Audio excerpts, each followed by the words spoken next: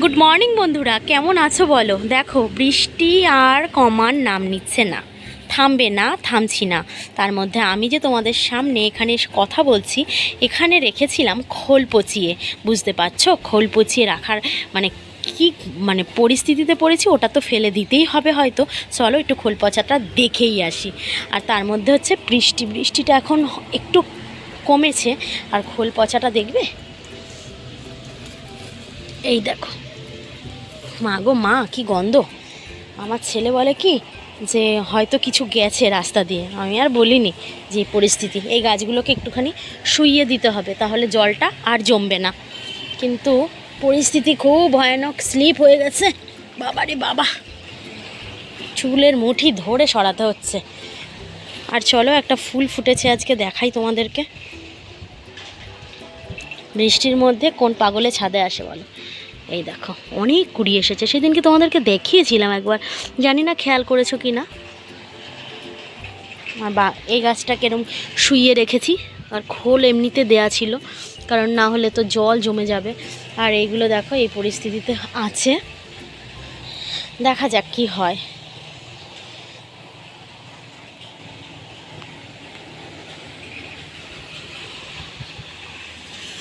এই গাছটাকে যদি কোনো পটে দিতে পারতাম খুব ভালো হতো, পারছি না।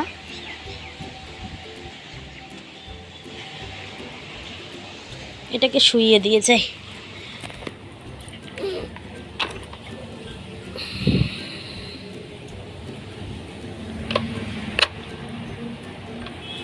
আর এখানে কি হয়েছে জানো, এটা হচ্ছে সেই ব্লু বেল লাগিয়েছি, হয়ে গেছে। এই যে পাতাগুলো সব হয়ে গেছে দেখো, মানে লাগিয়ে রাখলেই হয়ে যাবে আমার একটা পরিস্থিতি। আর এইদিকে আছে কি জল, বাবা। ওইটাকে ওই বস্তাটার নিচে রেখে দিয়েছি যাতে জল কম লাগে। রাখলাম তো, দেখা যাক। ছাদটা পরিষ্কার করেছিলাম, আবার করতে হবে মনে হচ্ছে। জানো তো বন্ধুরা, যারা ছাদে গাছ লাগায়, সেটা ফুল গাছই হোক আর ফল গাছই হোক, এবার ওরা কিন্তু মানে আমার মতো পাবলিক যারা আছে, তারা কিন্তু বৃষ্টির মধ্যেও তাদের ছানাপোনাদের দেখতে ছাদে যায়। আর যখন খুব বেশি রোদ ওঠে তখনও কিন্তু তার ছানাপোনাদের দেখতে চায়। কারণ কি, আমরা গাছগুলোকে একদম আমাদের সন্তানের মতো করেই মানুষ করি। একদমই ঠিক। কারণ কি, একটা ছোট গাছ থেকে যখন সেটা বড় গাছে পরিণত হয়, এমনি এমনি কিন্তু বড় হয় না, সেটার পেছনে কিন্তু অনেকটা শ্রম দিতে হয়, তারপরেই কিন্তু গাছটা বড় হয়ে ওঠে। আর গাছ নিয়ে কোনো কথা যদি আমি বলতে আসি, তাহলে তো আর কথাই নেই, বলতেই থাকবো। কথার ঝুড়ি যে কোথা থেকে এসে হাজির হয়ে যায় আমার মধ্যে, আমি নিজেও বুঝতেই পারি না। তো আজকে সকালটা যখন ঘুম থেকে উঠি, তখন তো আর বুঝতে পারিনি যে বাইরে দিয়ে এতটা বৃষ্টি হচ্ছে। কারণ আমি যে ঘরটার মধ্যে ঘুমোই, ওই ঘরটার দরজা জানলা বন্ধ থাকলে বাইরে দিয়ে বৃষ্টি হোক আর হাওয়া যাই হোক না কেন, অতটা টের পাওয়া যায় না।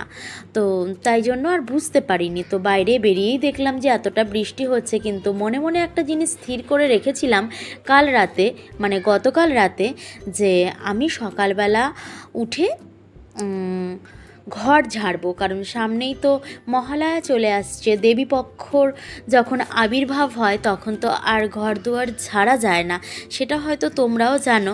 আর তার সাথে সাথে কিন্তু আমিও জানি, এটাই জানি যে দেবীপক্ষের পরে নাকি ঘরে ঝুল বলো যাই হোক না কেন ঝাড়তে নেই।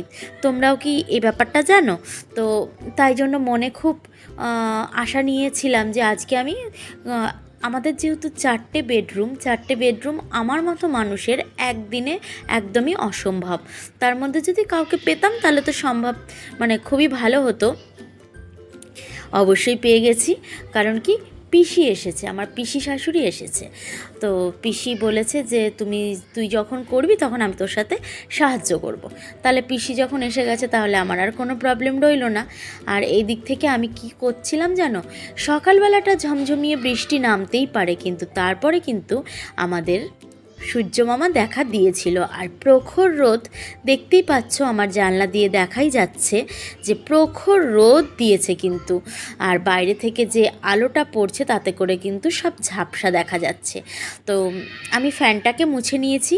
আর এই দিক দিয়ে কিন্তু আমার এসিটা আমি কোনো দিন আমি হাত দিয়ে পরিষ্কার করতে পারিনি, কারণ কি আমার হাতই ছায় না অতটা উঁচুতে, কি করে করব। তো ভাই মানে আমার পিসি শাশুড়ির ছেলে, আমার দেওর হয়, তো ওকেই বললাম একটু আয় না, এটা একটু মুছে দে না।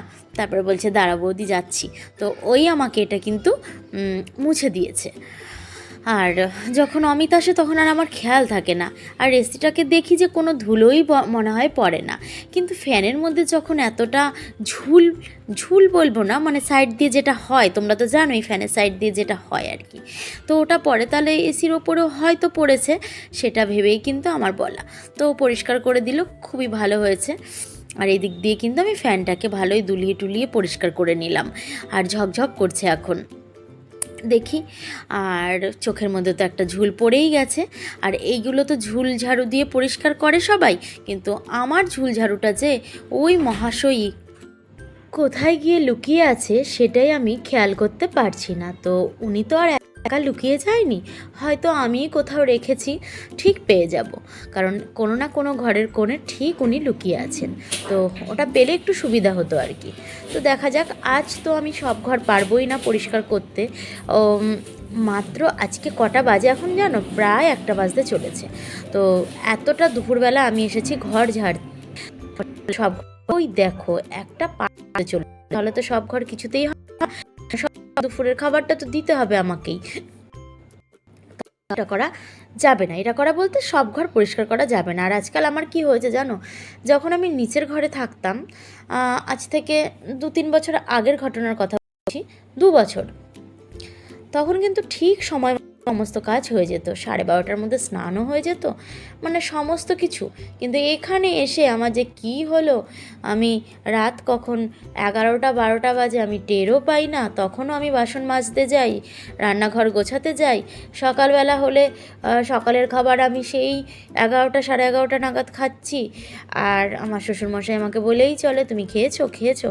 আর উনি যেহেতু হেঁটে এখানে এসে দেখতে পারে না, আমি কখনো কখনো মিথ্যে কথাও বলি যে হ্যাঁ খেয়েছি। আর এদিক থেকে কিন্তু আমাকে বকাঝকা করার জন্য একজন এসেও গেছে, যে কখন স্নান হবে, বুঝতেই পারছে ওনার অ্যাটিটিউডটা দেখে যে আমাকে বকছে। তো বকুক গে, আমার ঠিক আমি শুনছি না, কারণ আমি আমার কমপ্লিট হোক তারপরে কিন্তু আমি স্নান করতে যাব আর কি। 1:20 হয়ে গেছে। ব্যাপারটা হচ্ছে শুধু যে ওরা খাবে তাই নয়, আমাকেও তো খেতে হবে, সেটাই বলছিল যে এরকম করলে তো শরীরটা খারাপ হয়ে যাবে। একেতেই বাড়ির সবার শরীর খারাপ, তার মধ্যে আমারও যদি শরীরটা খারাপ হয় তাহলে তো সবই গেল, একদম 16 কলা পূর্ণ হয়ে যাবে। তাই জন্যই, ভালোর জন্যই বলতে এসছি আর কি। তো দেখো সন্ধেবেলা কিন্তু আমি এসে গেছি দুপুরের পরে, আকাশে কিন্তু পূর্ণিমার চাঁদ দেখা দিচ্ছে। আর এদিকে কিন্তু রাত্রেবেলা আমাদের চিকেন হচ্ছে। তো রাত্রেবেলা চিকেন হচ্ছে, আর আমি এদিকে একটা জিনিস তোমাদের সাথে শেয়ার করব, চলো দেখাবো। আর চিকেনটা আমি মোটেও করিনি, মা করেছে, দারুণ টেস্টি হয়েছিল কিন্তু। আর এই কড়াইটা কিন্তু আমরা মোটেও বাদ দিইনি। চলো একটা জিনিস তোমাদের সাথে শেয়ার করে আমি কিন্তু বিদায় নেব। তোমাদের সামনে একটা জিনিস শেয়ার করব। প্রত্যেক দিনই বিকেলবেলা আমি কিন্তু যাই ছাদে গিয়ে এদিক ওদিক তাকাই, কিন্তু আজকে বৃষ্টি হচ্ছিল না তাই জন্য গেছি। আর 2-3 দিন যাইনি বিকেলবেলা, বৃষ্টি হচ্ছিল বলে। তো গিয়ে তো আমি পুরো অবাক, অ্যাডেনিয়াম গাছটার দিকে তাকাতেই অন্য সময় দেখি এরকম ফাঁকা হয়ে থাকে, আর দানাগুলো হয়তো নিচে ছড়িয়ে পড়ে, না হলে এরকম করেই থাকে, যে আমাকে বলে যে নে এবার আমাকে ঘরে নিয়ে যা।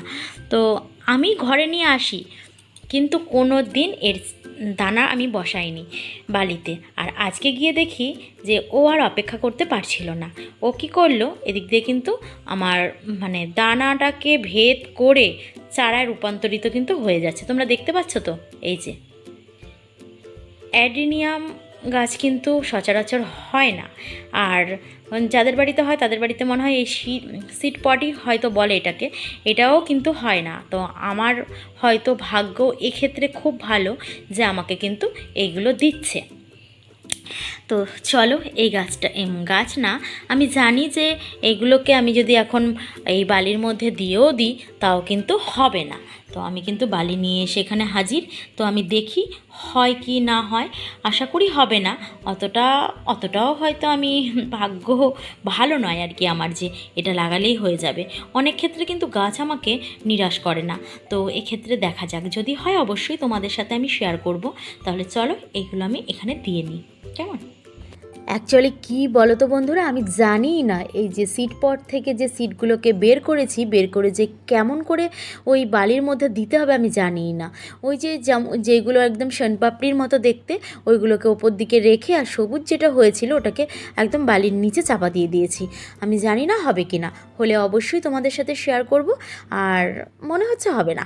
তো যাই হোক, আজকের মতো এই পর্যন্তই। টাটা।